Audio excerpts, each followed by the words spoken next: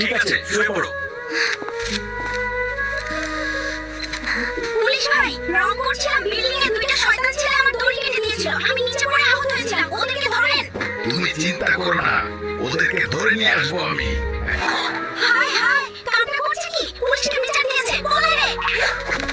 আল্লাহর এই ছবিটাকে ভালোবাসেন অবশ্যই লাইক সাবস্ক্রাইব করে দেবেন, আর যারা করবেন না তাদের কখনো ভালো হবে না।